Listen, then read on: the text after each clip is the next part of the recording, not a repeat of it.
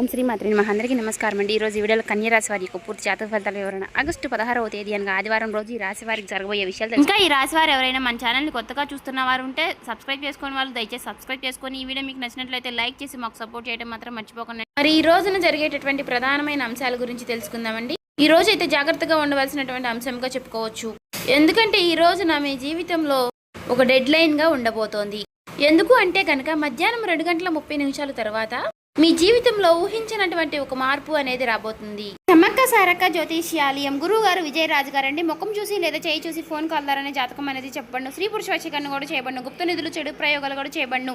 వ్యాపార సమస్యలు, రాజకీయ సమస్యలు, విదేశీ ప్రయాణం, ధనం నిలకడలేకపోవడం, భార్యాభర్తల సమస్యలు, అత్తకోడల సమస్యలు, ఆస్తాగాదాలు, అప్పుల బాధలు, ఇలా ఏ సమస్యలకైనా ఈ గురుగారు చాలా చక్కటి పరిష్కారాలు చెప్పబడును. మనం ఎక్కడున్నా సరే 100% తీర్పు అనేది చెప్పబడును. ఈ గురుగారు ఫోన్ నెంబర్ వచ్చేసి 9100263308 అండి.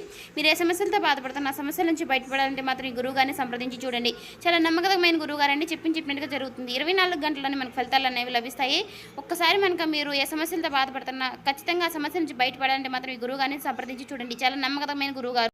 ఆ 2:30 దాటక ముందే మీరు ఒక ఫోన్ కాల్ ద్వారా కానీ ఏదైనా సరే ఒక విధంగా ఒక వార్త అనేది వినవచ్చండి. ఒక వ్యక్తి మీ తలుపు తట్టవచ్చు. ఆ వ్యక్తి ఎవరై ఉంటారు? ఆ వ్యక్తి ద్వారా ఆ వార్త వినగానే ఒక్కసారిగా మీ గుండె జల్లుమంటుంది. ఇది ఒక షాకింగ్ న్యూస్ గా చెప్పుకోవచ్చు. అయితే ఈ వార్త మిమ్మల్ని భయపెట్టేటటువంటి వార్త కూడా కావచ్చండి. లేదంటే ఒక ఆనందంతో ఉక్కిరిబిక్కిరి చేసేటటువంటి ఒక శుభవార్త అయి కూడా ఉండవచ్చండి. మరైతే ఈ వీడియో మీ జీవితాన్ని తప్పకుండా మలుపు అయితే తిప్పబోతుందని చెప్పుకోవాలి. కాబట్టి ఈ వీడియోని మీరు ఎక్కడ కూడా స్కిప్ చేయకుండా చివరి వరకు చూస్తేనే మీకు అప్పుడు ప్రతి ఒక్క చిన్న విషయం కూడా క్లారిటీగా మీకు అర్థమవుతుందండి. ఇక సాధారణంగా ఏంటంటే ఈ రాశి వారు చాలా అంటే చాలా తెలివిగా ఉంటారు. చాలా గొప్ప తెలివితేటలను కలిగిన వారై ఉంటారండి. అలాగే మంచి దురదృష్టి కలిగిన వారిని కూడా చెప్పుకోవచ్చండి. అలాగే మీకు ఏదైనా ఒక విషయం జరిగే ముందు ఒక రకమైనటువంటి సూచన, అంటే అది అంతర్బోధ, అంటే ఇలా జరుగుతుంది అని చెప్పేసి మీ మనసుకి కనిపిస్తూ ఉంటుంది. కానీ ఈ మధ్య కాలంలో మీ మనసు మొద్దుబారిపోయినట్లుగా మీకు కూడా అనిపిస్తుంది కదా. అంటే మీరు అనుకున్నవి ఏది కూడా పూర్తిగా వర్కౌట్ కావడం లేదండి. గత కొన్ని రోజులుగా ఎదుటివారు కూడా మిమ్మల్ని అర్థం చేసుకోవటం లేదనేటటువంటి బాధగా, అది కూడా మీలో ఒక వంతు బాధగా ఉంది. మరైతే మీ గుండె లోతుల్లో ఏదో ఒక అద్భుతం అనేది జరగబోతుంది అని చెప్పేసి మీరు మాత్రం మనసులో పూర్తిగా ఏదో ఒక విషయంలో నమ్ముతూనే ఉంటారు. అయినప్పటికీ గత కొన్ని సంవత్సరాలుగా మీరు ఒక గందరగోళమైనటువంటి పరిస్థితులు అనేది చిక్కుకున్నారండి. చెప్పాలంటే ముఖ్యంగా ఒక ఆర్థిక పరమైనటువంటి విషయంలో కావచ్చు, లేదంటే ఒక డాక్యుమెంట్స్ విషయంలో కావచ్చు అండి, లేదా భూమి విషయంలో కావచ్చు. ఇలా మీరు ఎదురు చూపులు చూస్తూ ఉన్నారు.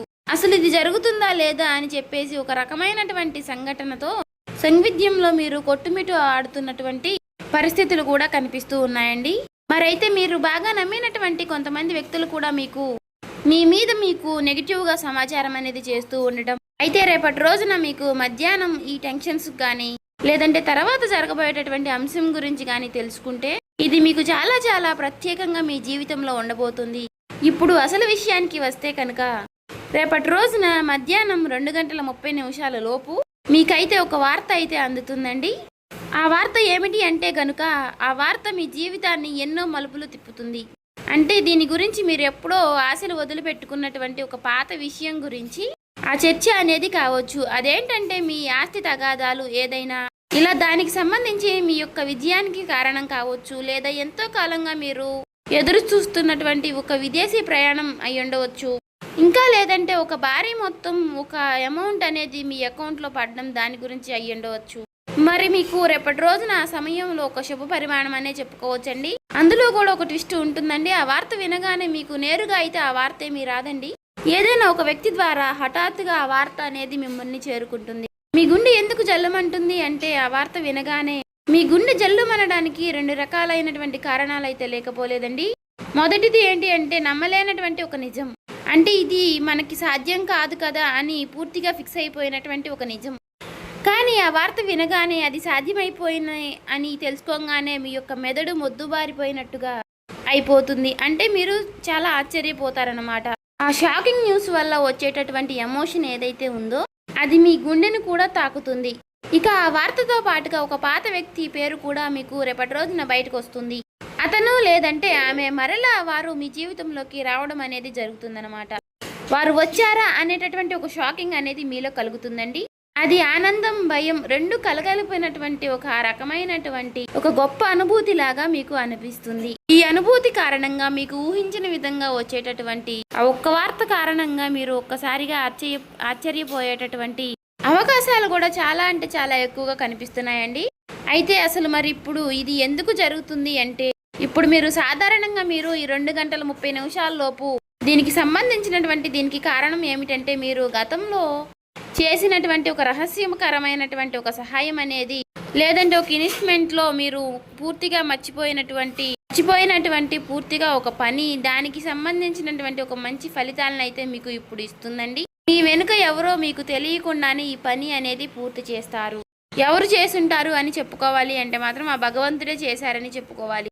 అంటే ఈ రోజున కొంతమంది వ్యక్తులు ఆ నిజాన్ని బయట పెట్టాలి అని నిర్ణయించుకుని ఉంటారు.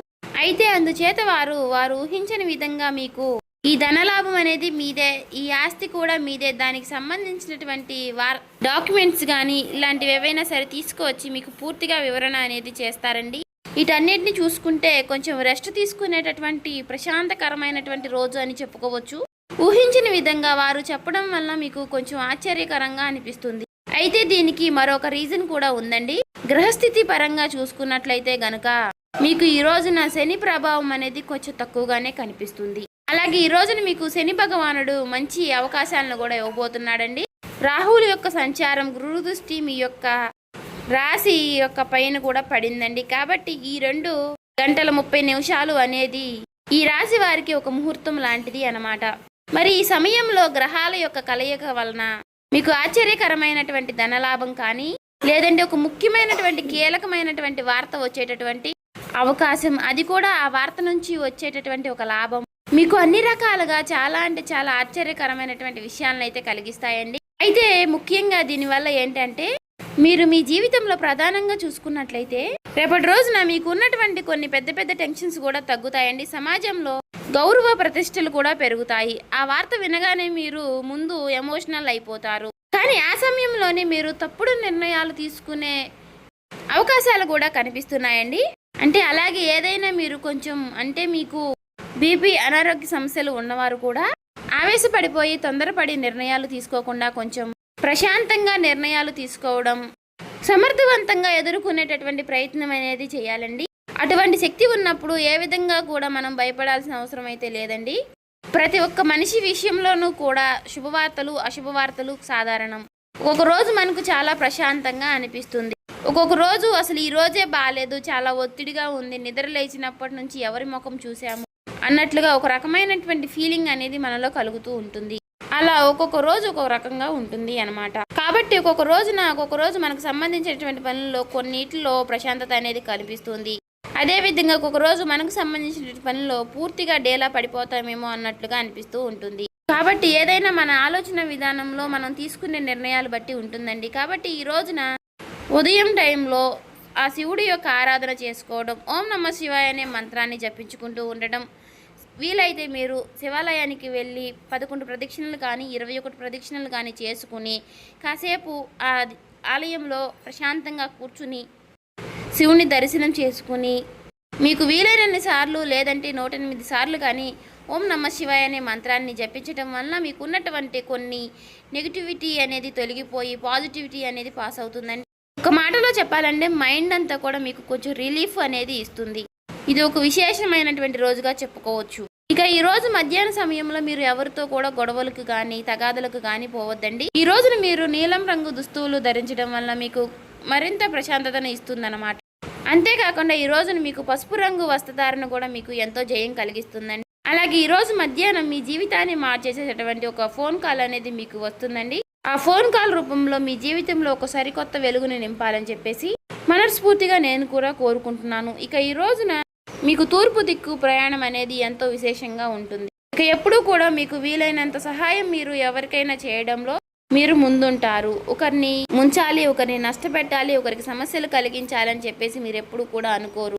మీ మనసులో కూడా మీకు ఎప్పుడూ కూడా అలాంటి ఊహలు కూడా రావండి. కాబట్టి మీ మంచితనం వల్లే మీకు ఎప్పుడూ కూడా మంచి జరుగుతూ ఉంటుంది. అలా మీకు ఆగిపోయినటువంటి పనుల్లో కూడా ఒక మంచి మార్పులు కలగడానికి అది కూడా ఒక సహాయపడుతుందండి. అలాగే మనం ఎప్పుడైనా సరేనండి చేసినటువంటి మంచి పనులు మనకి ఒక్కొక్క రోజు మనకి అవే సహాయపడుతూ ఉంటాయని చెప్పుకోవచ్చు.